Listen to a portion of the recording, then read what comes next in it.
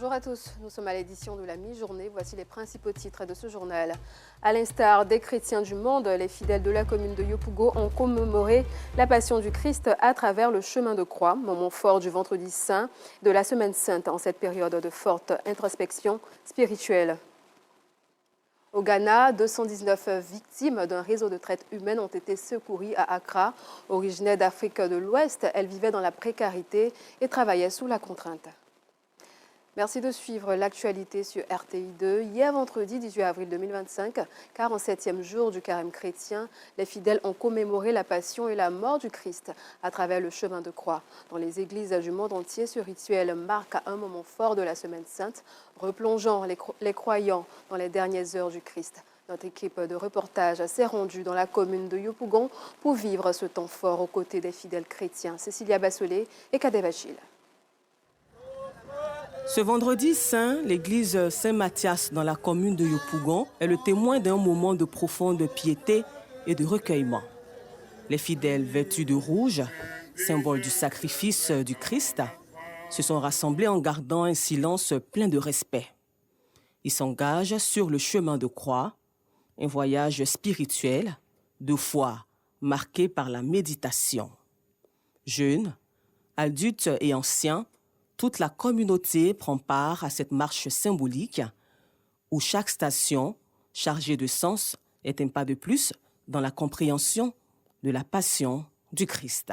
Pour nous chrétiens, le chemin de croix, c'est, on peut dire, le résumé en griffe de la vie chrétienne, parce que c'est par ces différentes épreuves que nous passons pour pouvoir aller au paradis, comme on le dit.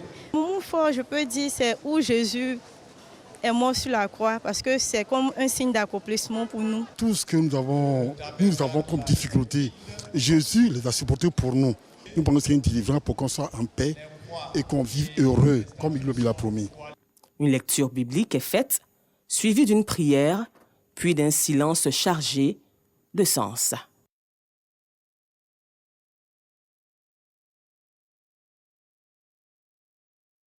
La signification profonde de ce chemin de croix est tout simplement qu'en tant que disciples du Christ, nous voulons mettre nos pas dans ceux de notre Maître. Comme il a si bien dit, celui qui veut me suivre, qu'il prenne sa croix et qu'il me suive. Donc pour respecter cette parole et pour nous identifier à lui, nous voulons emprunter le chemin qu'il a emprunté. Le rouge signifie la passion, le sang.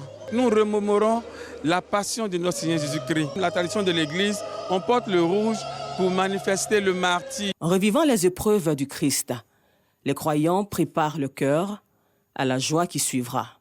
Car après le sacrifice de la croix, c'est la lumière éclatante de la résurrection qui s'annonce. À la veille de la célébration de Pâques, les gares routières d'Abidjan sont prises d'assaut par des voyageurs impatients de rejoindre leur famille à l'intérieur du pays. Pour beaucoup, c'est une occasion de retisser des liens familiaux parfois distendus par le temps. Malgré la chaleur étouffante, les longues files d'attente et les rayons brûlants du soleil, tous gardent patience, portés par l'espoir de célébrer cette fête en compagnie des leurs. Un constat signé Abdulaziz Daramé, Kadevachil. C'est une foule immense et impressionnante qui afflue dans cette gare routière d'Adjamé. Tous ont un rêve. Quitter Abidjan pour célébrer la fête de Pâques au village ou Pakinou, en pays baoulé. Bagages entassés, les allées bondées. Peine à contenir l'affluence de cette période festive. Leur destination, Daloa, Yamoussoukro, Bouaké, Tiébissou, entre autres. Les passagers, eux, s'impatientent. Chacun espère arriver à temps au village pour partager ce moment convivial avec les siens. Je suis très impatiente d'arriver là-bas, seulement je suis très heureuse. Bon, la famille est là-bas, donc c'est le plus important de fêter la fête de Pâques en famille. Malgré la chaleur accablante, tous attendent avec détermination l'instant du départ. Et sur les visages, fatigue, angoisse, mais aussi excitation. Pressés qu'ils sont de regagner leur village. Cette fête pascale ou Pakinou ne doit se faire sans eux. Et pour cette période, les responsables de la gare ont pris des dispositions exceptionnelles pour mieux gérer le flux de voyageurs. Chez nous, nous avons pris les dispositions pour pouvoir transporter tous les passagers. Et vous constatez que les cars même sont disponibles actuellement. Et donc, tout le monde sera satisfait, on va transporter tout le monde. Autre gare, même ambiance. Ici aussi, les voyageurs sont prêts et attendent impatiemment l'embarquement. Valises, sacs de voyage, cartons. Tout y est. Personne ne veut se faire compter l'événement. Parmi les voyageurs, Germain. Il attend son ticket avec impatience. Il doit absolument rentrer sur Bouaké à temps pour les festivités de la Pâque. Je pars pour la fête, pour aller voir mes parents à Bouaké. Juste les réunions de famille et les retrouvailles. Je suis à la gare depuis 7h30. Vous me voyez, je transpire comme ça. C'est pas facile. Mais comme c'est la fête, on s'en va voir les parents pour s'amuser un peu, faire les réunions de famille. Parmi les plus chanceux qui ont réussi à occuper un siège dans le véhicule, Naomi. Je vais au village pour aller voir les parents. Je suis impatiente de voir mes proches et les serrer dans mes bras. Ce qui fait que je vais aller fêter au village, c'est que la Pâque au village est très intéressante. Pour cette responsable de gare, en cette période festive, il faut faire preuve de patience et être à l'écoute. Nous ouvrons la gare à partir de 4h30. Nous commençons la vente des tickets et puis en tant que directrice, en collaboration avec les différents chefs de gare, nous essayons de coordonner déjà le service bagages pour que les bagages soient réellement bien enregistrés. Et puis la montée aussi est vraiment très suivie pour nous éviter, on ne sait jamais, d'éventuels cas de perte de bagages. Nous nous impliquons entièrement dans ce processus, surtout durant cette période de forte affluence. Certains voyageurs préfèrent contourner les gares routières. Ils se sont organisés pour voyager autrement. Nous sommes dans une mutuelle. Comme on a décidé de venir ici parce qu'on ne veut pas aller à la gare pour pouvoir éviter embouteillage. On entre nous et puis c'est bien, la famille à Konakoro, tout le monde vient de Konakoro et puis on a invité aussi des amis. Donc on va ensemble, ça se passe bien. En Côte d'Ivoire, la fête de Pâques reste un moment de retrouvailles, de partage et de fraternité. Une occasion de renouer avec les traditions et raviver les liens familiaux, parfois disparus.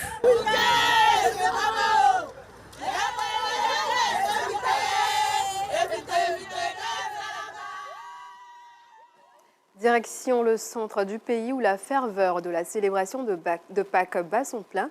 Cette fête revêt un caractère tout particulier pour les Baoulés. À cette occasion, ils retournent dans leur village pour partager des moments privilégiés en famille. À Toumaudi, il y a quelques jours, ils étaient nombreux à faire le déplacement depuis le district autonome d'Abidjan et d'autres villes de l'intérieur pour vivre cet instant festif. Des gares routières de Toumaudi au village environnant, la joie était à son comble. Assitan Diarra, Gilles Tonia et Seydou Ouattara. Toumaudi, il est 23h. Ces gares routières, habituellement calmes à cette heure de la nuit, vibrent ce soir au son des klaxons de véhicules, mais aussi du bruit des enfants de la localité. Leur présence, trouver un véhicule pour aller célébrer la Pâque en famille.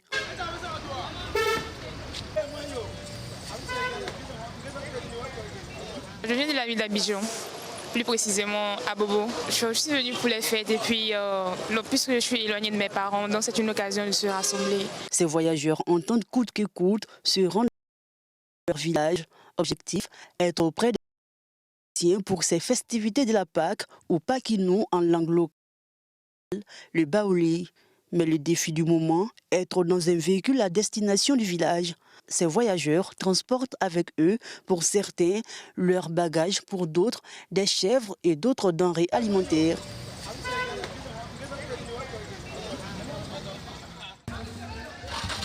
Les gens viennent toujours. C'est qu'il y a à Toumaudi, la fête de Pâques, en tout cas, ça bat son plein. Ils viennent un peu de partout, d'Alois, Abidjan, et puis un peu Gagnoua, Divo. Ça nous dérange quand même. Jusqu'à même, ça nous dérange. Ça nous dérange même.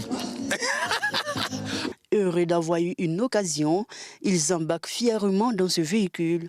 Depuis 4 heures, je suis à la gare. Je vais à Kankro.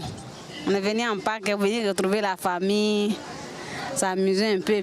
Abidjan, la Pâques, c'est pas chic. Sur les chemins, impatients de retrouver leurs familles respectives, le trajet pour ces passagers devient de plus en plus long.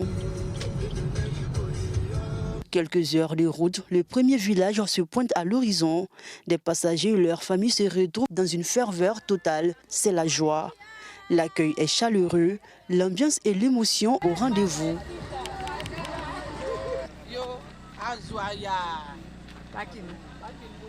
Cette année, on a une réunion ici.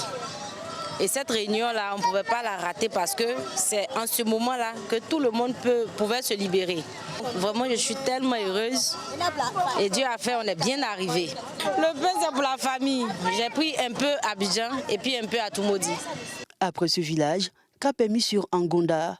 Une fois arrivés, Charlotte et ses parents se retrouvent après une année d'absence que l'accueil affectif. Quand je les vois comme ça en famille, en tout cas, tout le monde on est en joie, on mange, on danse. Le jour n'est pas encore arrivé, mais ça vient de commencer comme ça. Tout comme à Angonda, à Nguessankro, les enfants attendaient impatiemment l'arrivée de leur grand-mère. Il est minuit 30, malgré l'heure tardive, ils sont encore éveillés et quand l'hôte du jour foule le sol du village, il est accueilli avec des chants.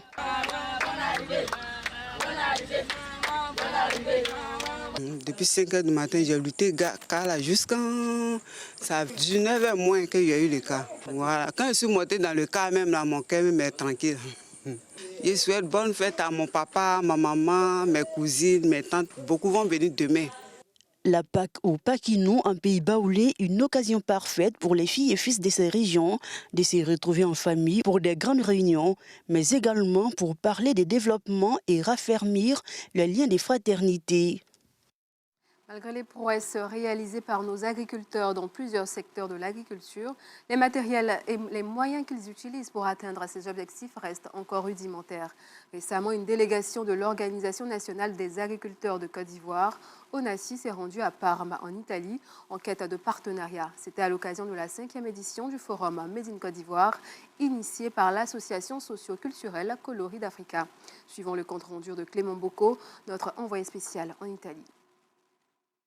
Avec la pénibilité du travail dans les exploitations, l'épineux problème de la transformation et le marché d'écoulement de plus en plus compétitif, les agriculteurs membres de l'Organisation nationale des agriculteurs de Côte d'Ivoire, ONACI, sont venus solliciter l'expertise italienne dans ces domaines. À la Chambre de commerce et d'industrie de Parme, ils ont rencontré quelques hommes d'affaires italiens lors de la 5e édition du forum Made in Côte d'Ivoire, une plateforme de valorisation de la destination Côte d'Ivoire en Italie. Les partenaires qu'on a croisés sont favorables à nous accompagner au pays et à nous accompagner à innover dans le domaine agricole.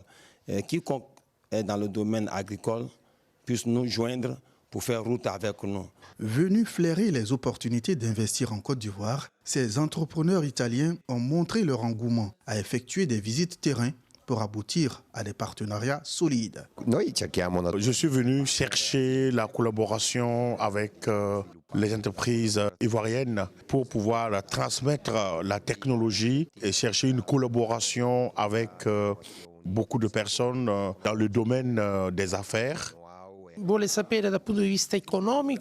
Au niveau de l'économie, c'est vraiment important que par mes produits, je vous fasse gagner et que vous aussi, par vos produits, vous me faites gagner. Voilà, donc c'est une collaboration, on peut dire, de gagnant-gagnant. Pour les initiateurs du forum Made in Côte d'Ivoire, les enjeux sont clairs. Avec le système partant de la guerre en Ukraine et aujourd'hui les DAS que Monsieur le Président des États-Unis a annoncé, mais l'Occident aujourd'hui cherche d'autres débauches pour pouvoir commercialiser et transférer leurs connaissances dans d'autres pays. Donc pour nous, c'est une opportunité de saisir cette occasion et la disponibilité de la partie italienne déjà à travers le plan Mattei, voir comment est-ce qu'on peut plus davantage les stimuler pour les convaincre et venir en Côte d'Ivoire investir, et ils sont prêts à le faire. Les gens veulent faire des affaires, ils ont besoin. La Côte d'Ivoire est un pays potentiel comme l'Italie, qui regorge beaucoup, surtout dans la région où nous sommes, c'est des Emilia-Romagna. C'est une région d'agriculture, donc on aimerait que vraiment on exploite ça. Essentiellement axée sur des rencontres B2B, cette 5e édition a permis aux membres de l'ONACI d'avoir des ébauches de solutions à leurs différents problèmes, selon le délégué national de l'organisation. À la une de l'actualité sportive, les éléphants U17 ne rentrent pas bredouille de leur campagne marocaine. Ils ont terminé à la 3e place de la CAN U17 après leur victoire face au Burkina Faso ce vendredi à Casablanca, 4-1 au terme des tirs au but. À noter également le trophée du meilleur joueur de la compétition a été décerné au gardien ivoirien Christ Kouassi. Nos envoyés spéciaux Jean-Sylvain Ressot nous en parleront dans nos prochaines éditions. Dans l'actualité, sur le reste du continent, au Ghana, 219 personnes victimes d'un vaste réseau de traite humaine ont été secourues à Accra. C'est l'Office de lutte contre la criminalité économique et organisée qui a mené l'opération dans le quartier d'Yarifa. Les victimes originaires d'Afrique de l'Ouest vivaient dans des conditions précaires et travaillaient sous la contrainte.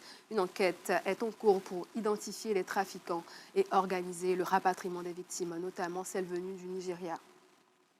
Terminons en République démocratique du Congo avec l'annonce du retour de Joseph Kabila. L'ancien président en exil depuis 2023 est arrivé vendredi dernier à Goma, ville aujourd'hui sous contrôle des rebelles du M23. Officiellement, il dit vouloir contribuer aux efforts de paix dans l'est du pays ravagé par les conflits. Mais son retour suscite la controverse. L'actuel gouvernement l'accuse de soutenir les rebelles. Voilà, c'est la fin de ce journal. Merci de l'avoir suivi. Passez un très bon après-midi.